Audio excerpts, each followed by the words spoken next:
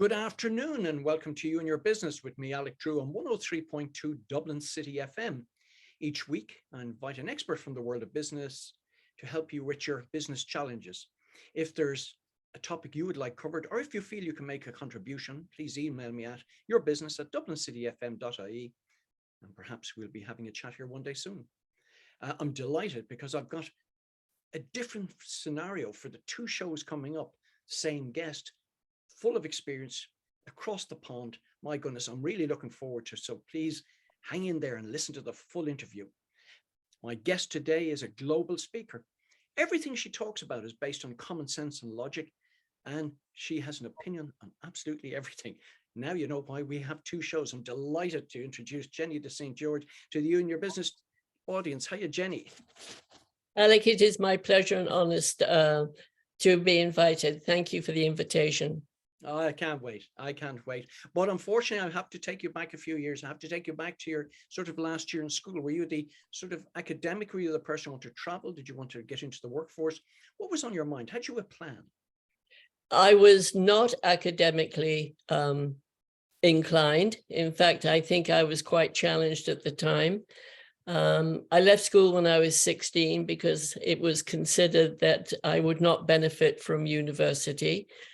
Though I will tell you today, taking it out of sequence, just to show you how life has a funny way of coming around. I now just came in from Dubai last month. Right. And yet again, it's an international, huge global meeting. I was the only speaker without a single letter or degree after their name. And it happens all the time. And now I've got to the point when I actually feel comfortable saying to my audiences, actually, I left school at 16.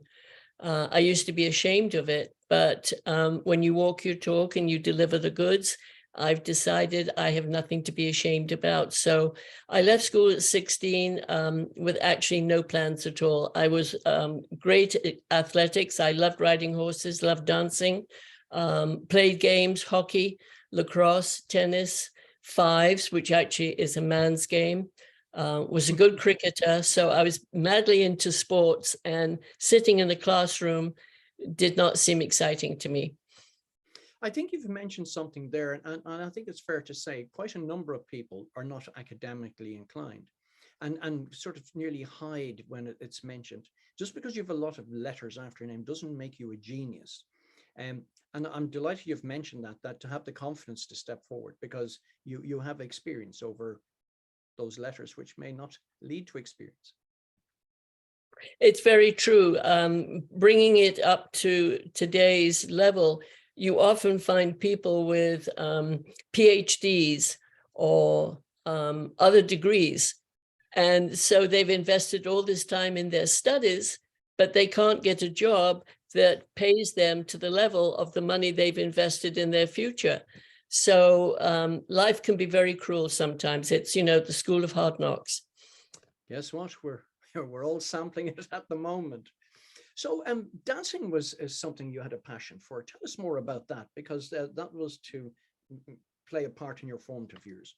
It was. I started ballet when I was 4 and did it quite seriously till I was 16, but I developed a physical, the bones were not set correctly in my right ankle, so ballet was out, and that was really quite sad. But at the age of 17, I moved to London and trained as a professional ballroom and Latin American dancer with 2 of the world's leading teachers at that time. And so dancing became my life, English ballroom dancing, as we know it.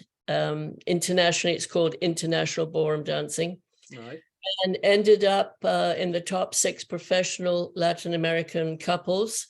I have a picture of me on Victor Sylvester's show, which was way before Become Strictly, doing the twist. Basically it was dancing 24/7, hard life. The teaching was not so much for me, so I got into the competition world, which if you see some of the kids today as they come through the ranks, we were much more natural. Now at the age of 7, they're dressed as if they're going to to a beauty pageant, we were much more based on technique. Not that they're not based on technique, but the manner in which they turn themselves out, I have to admire it. I didn't know how to put makeup on at the age of when I started. So yes, it's a different life. Yes, of course it is, but it shows the longevity and the interest in that particular skill set. Well, so you learn discipline, that's for sure. All right, you won a scholarship.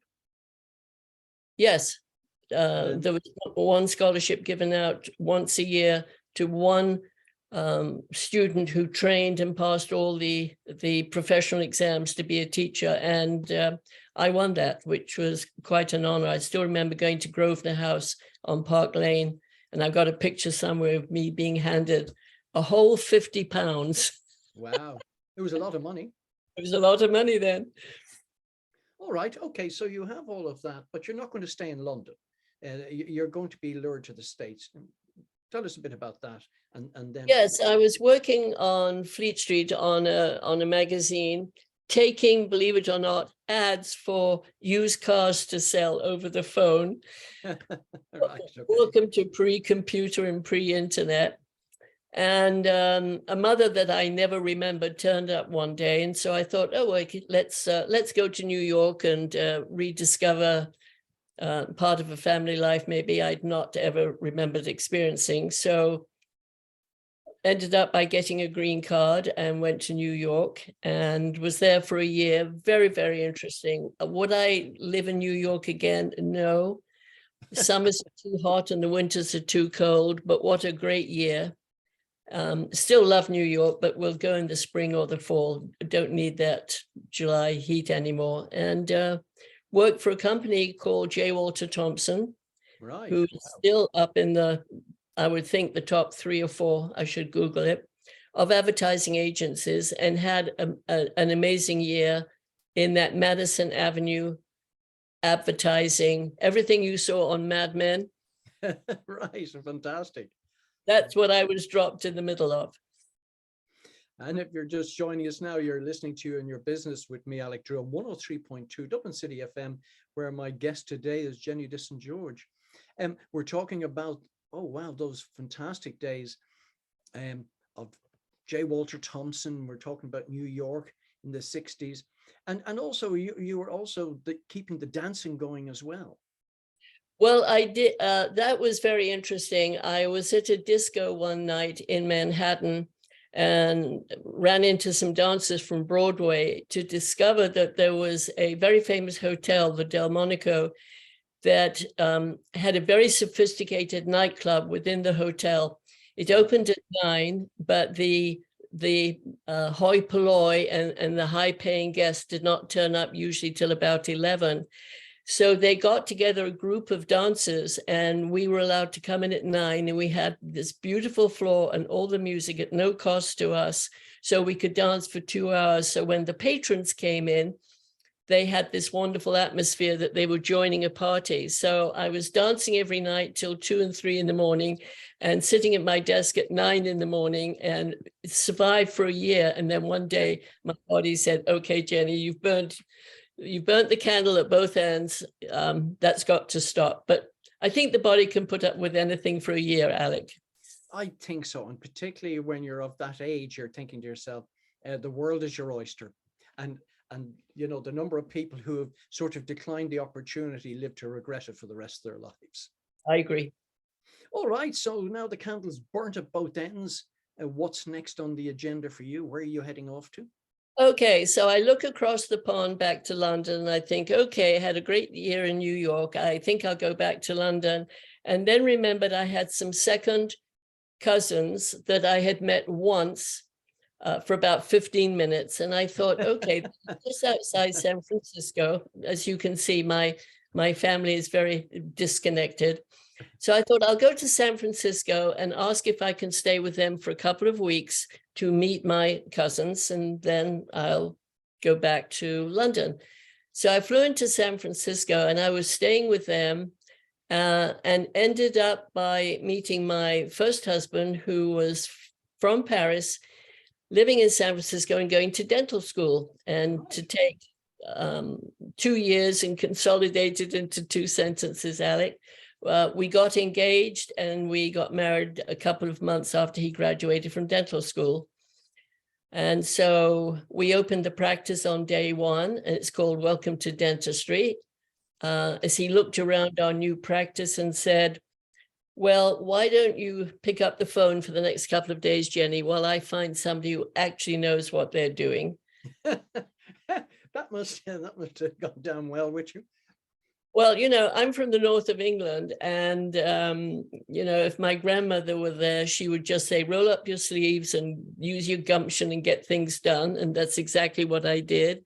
So with no dental background, and never having run my own business, I start this scratch practice and built it into a 2-doctor, 13-employee, very successful dental practice.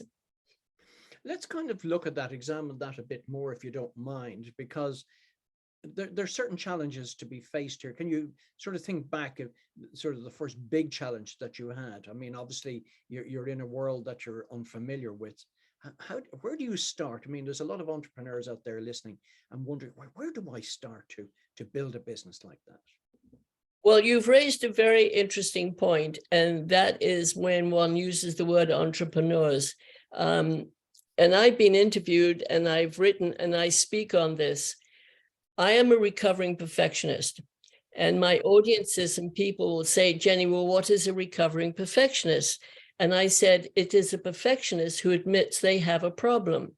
Those of you that don't admit it, you're in denial. So the fact that I acknowledge I'm a perfectionist is the first step. However, along with the word perfectionist, Alec, is the word procrastination. We are procrastinators because we want everything to be perfect, which of course it's not perfect. So our right brain and our left brain are just in turmoil. As an entrepreneur, that is really devastating. And yet, the reason I think I have managed to move to the next level is I'm also a risk taker. Right. And it's this balance between the perfectionism and the procrastination, yet being a risk taker and putting yourself out there. And that's really what I did when we started the practice from day one. I just used common sense and logic. So if I had 2 patients on one day, I always made sure that I scheduled them one after the other so they saw each other. So they never walked into an empty reception room. If a patient called and asked if we could see them on an emergency and my schedule was absolutely empty, I pretend to look at the book because we were not on computers then. I say, gosh, you know, we've got a really busy day. Let's see if I can squeeze you in. So from day one, I went on stage to give the impression that we were busier and more successful than we were, in the hopes that we would grow into it. Right. And as you well know, where do people want to go? They want to go to somewhere that's busy, not somewhere that hasn't got a patient on their books. Right, because the only thing that a dentist or a physician really, but particularly in healthcare, the only thing they're selling is confidence and trust. And the only thing a patient is buying is confidence and trust. So walking into an empty reception room or being told on the phone, oh, you can come down anytime, does not give a sense of what do people know about this doctor that other people, that I haven't yet learned about. So you're exactly right. It's interesting, a point you've made there about procrastination and perfectionism. I've just been analyzing it while you've been talking about it. Yes, I think a lot of people are procrastinators, but the problem is that procrastination stops them moving ahead, and which when it's linked to perfectionism. Whereas I think the perfectionists will move ahead, but are constantly making slight adjustments, that they are aware that the job is never complete. The reason I think I've zeroed in on perfectionism is not only am I one, because my father, if I think I'm a perfectionist, I mean, my father I was sent to boarding school when I was 6, and at the age of 8, we would write a letter home every week. He would actually take an 8-year-old daughter's letter and in a red pen circle my spelling mistakes and send it back. So welcome to perfectionism. I could go into therapy about this, but I've chosen not to spend the money because I know what the problem is. I've self-diagnosed it. But you raise a very interesting point. Because dentists basically are left brain perfectionists because they're dealing in that infinite small space of the mouth, and 1 millimeter the wrong way can cause a tooth to blow up. So by nature, the good dentists are perfectionists, and they do not procrastinate clinically. Where Right. they procrastinate is in management and making management decisions. Or in their marriage. It's hard to work with a perfectionist. It's hard to be married to a perfectionist, I know. So the perfectionists you're talking about in their workplace may work as a non-procrastinator in their own realm of expertise. They fall back into procrastination when it's the supporting structure where they use it not to make a decision. And if you're just listening to us now, you're listening to You and Your Business with me, Alec Drew, on 103.2 Dublin City FM, where my guest today is Jenny de St. George. And you've raised a very valid point there. And I think a lot of business owners, and I'm going to just put dentist in as a business owner for the moment, Absolutely. have knowledge, skills, and experience that they're able to give. However, on the other side of it is the actual running of a business seems to be their weakness. I think one of my frustrations in life is historically how little time, both in universities, schools, college, and formal trainings, is given to the art of communication. And whereas I've always called myself a professional speaker, I think since Zoom started 2 to 3 years ago, I really feel that people like me are professional communicators. Honestly, Alec, at the end of the day, we are in the communication business first. And if the listener has a product or a service, unless we can communicate to the world, whether you call it marketing or whatever it is, unless we can communicate that we are or that we are selling, we are stifling our own growth. And I do think that we need to put much more emphasis on the art of communication. And I think that's true. As somebody who was managing partner of a branding business and design business for 25 years, I think the greatest challenge we had was communicating the value we delivered. So the cobbler's children's shoes and all of that. Oh, isn't that the truth? And if I were to share with the listener, and I always make up my little phrases, I call them the JdSG phrases, but when we're in the business of communicating our skills, our talents, or our service or our product to the world or to our little audience, it's called make them sick, make them well. We cannot sell or deliver a service to somebody who does not understand they have a problem. And so in today's marketplace, Alec, I see so many, and I see it all the time on the internet and the emails you and I receive. They're telling me how wonderful their thing is, but they don't acknowledge the shortcomings of the way that I'm most probably currently doing it. So I look at all these wonderful ideas and I say, I don't need them. My way works very well. Thank you. Can we just talk about that for a minute? Because I think, from a strategy point of view, most businesses, as you've identified, overlook that. Make them sick. Let's just talk about that for a minute. Because you're correct. Most people come in with, I do this, I do that, or we do this, we do that, and nobody really cares. Talk about the psychology about making them sick. You've raised a very good point. I'm in the middle of just designing, again, a new website. There is not a speaker in the world that when you say, oh, may I have your business card so I can look at your website? Our answer is always the same. I'm just in the middle of updating my website.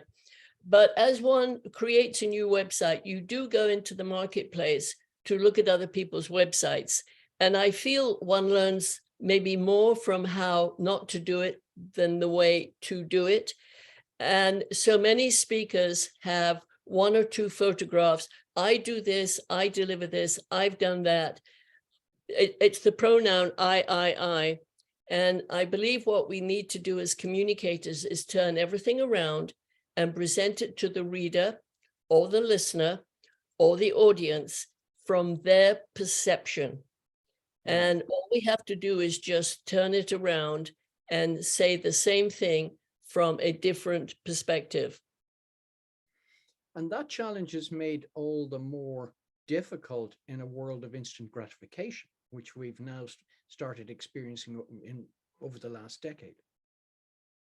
And to build on that, I've noticed myself is we've simply lost patience. If a website doesn't load in 1 or 2 seconds, it's like you're hitting the laptop to say, why is it not loading? I mean, our patience and our inability to take the time to read a full sentence. I'm amazed how many times I get an answer to the email, which has nothing to do with my email that I sent, or is asking me information that was clearly included in my email because we didn't take the time to read the entire email. We read the first sentence, made an assumption, sent the reply. And one of my new goals this year is to slow down, stop multitasking.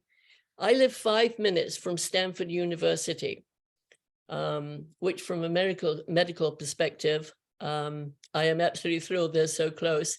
But they did a white paper, and I have it. It's a 9-page white paper, came out, I think, about 7 years ago. And it was on the pros and cons of multitasking. And they worked out that multitasking slows oneself down by 25%. And I am very guilty of multitasking. So the new Jenny is actually taking a deep breath, clearing off the desk, putting one thing on it and trying to focus on one to completion, rather than I've been guilty of having 3 projects going on and going from one to the other. And it's a very bad habit to get into. Yes, and I suppose the pace of the world is driving us in that direction, where we tend to scan read rather than just take that extra couple of minutes to digest what's actually in the communication. Exactly. And it also leads on to the real challenge. And I think no matter what business you're in, the art of communication is going to be the secret sauce that will drive your business, but you have to work it out first. Well, one of the things that I brought to healthcare, and it seems so simple to me, is that I'm a really positive person. So why make a negative statement? Why make a statement in a negative approach? And I learned this many years ago. I was in Southern California, sitting on the deck, having a nice Sunday brunch, overlooking all the nice yachts and boats in the harbor. And the waiter gave me the menu. And at the bottom, there was this sign across the whole of the menu. It said, "We are not responsible for coats and valuables that leave our restaurant before you do." Right, okay. And I thought it was absolutely brilliant, because most disclaimers are, we're not responsible for lost or stolen items. Negative, right? Yeah. We are not responsible for coats and property that leave this restaurant before you do. I looked at it and it was like my whole mind did a 180. And from that day on, you can say the most negative thing in a positive way. So in the medical field, we forever see office policies and appointment cards and websites saying there will be a charge unless you give us 24 hours notice to change the appointment. No, you say there will be absolutely no charge as long as we receive at least X number of hours notice. And so that's what I brought into healthcare. And it's really caught on, the ability to rephrase things from a positive perspective.